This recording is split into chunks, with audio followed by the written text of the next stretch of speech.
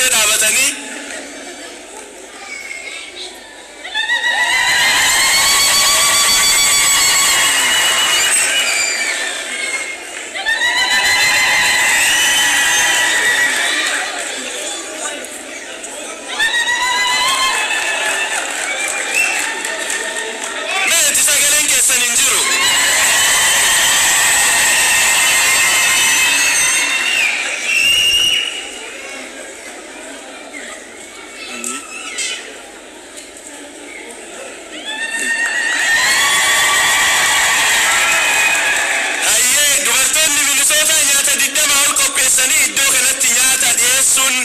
protokoli addarasha kana waan intaanef saampiluma qofa as baasanii itti lafaanii torban lama walitti hojjetaa turani.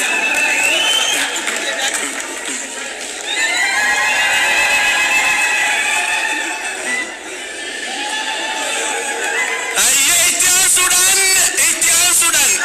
itti aansuudhaan hayyee sirni nyaataa xumurame itti aansuudhaan sirna uwwisaa dubartoonni Minisootaa kennaa hayyee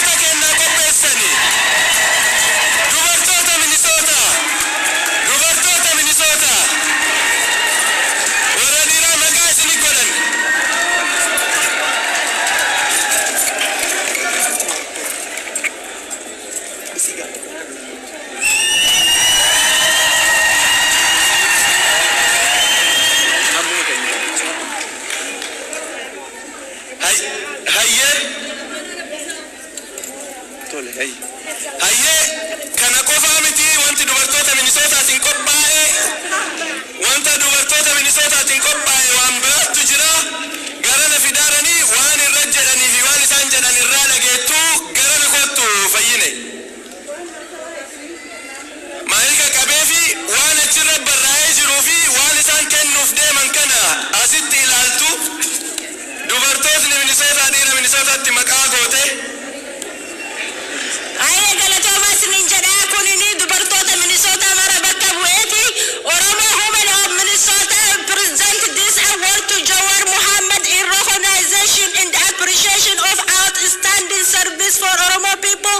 Thank you jedha wanni kuni dubartoota Minnesota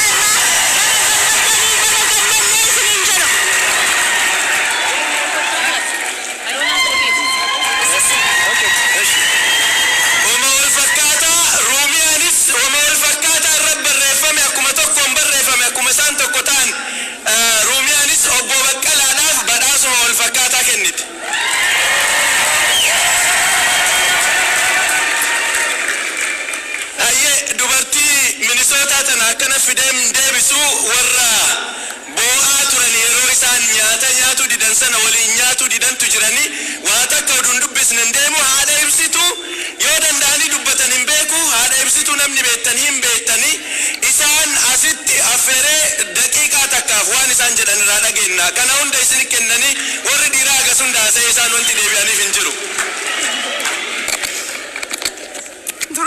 dura dursee rabbii kenna galanni haa ga'u.